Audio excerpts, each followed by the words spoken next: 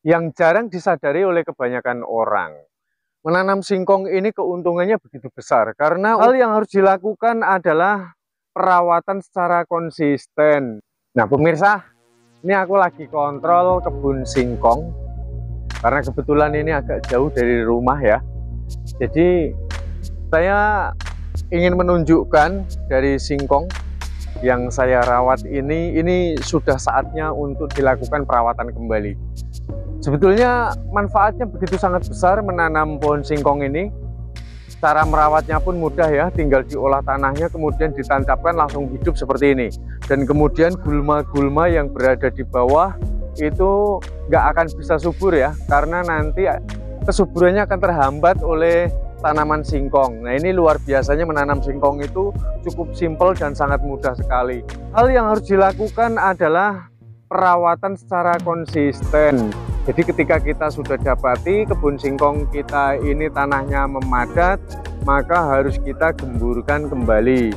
Nah, ini dimaksudkan supaya nanti umbinya itu bisa tumbuh dengan lebat dan besar. Yang jarang disadari oleh kebanyakan orang. Menanam singkong ini keuntungannya begitu besar karena umbinya bisa kita manfaatkan untuk berbagai macam cemilan yang sangat gurih dan renyah ya, lezat, menyehatkan. Dan kemudian untuk daunnya bisa kita konsumsi.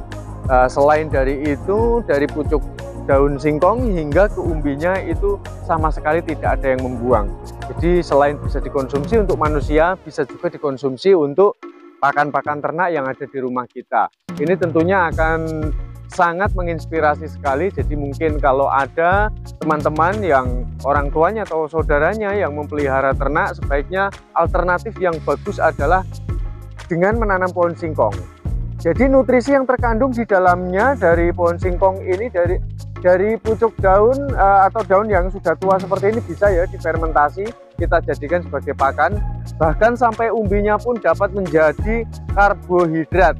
Jadi artinya dari pohon singkong ini antara daun dan umbinya itu sudah dapat memenuhi kapasitas dari seluruh kebutuhan yang dibutuhkan oleh ternak kita, terutama ayam, entok, ataupun bebek.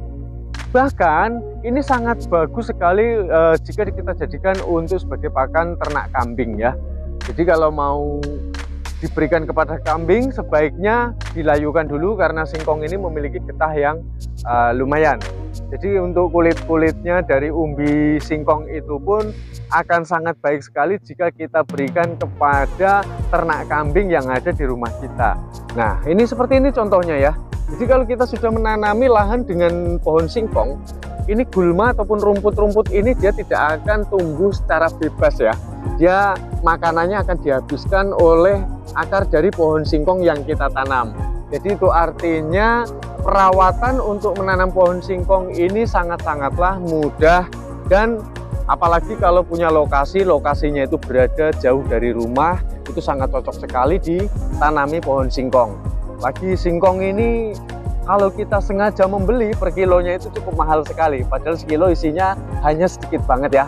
Baiklah teman-teman, saya rasa motivasi ini sudah saya kemukakan semua. Jadi manfaat dari singkong termasuk dari sedikit cara pengolahan yang konsisten, di mana kita dapati tanahnya ini memadat, maka kita harus segera menggemburkan kembali. Nah, selamat mencoba, semoga menjadi petani singkong yang akan lebih sukses, yang penuh dengan rasa semangat.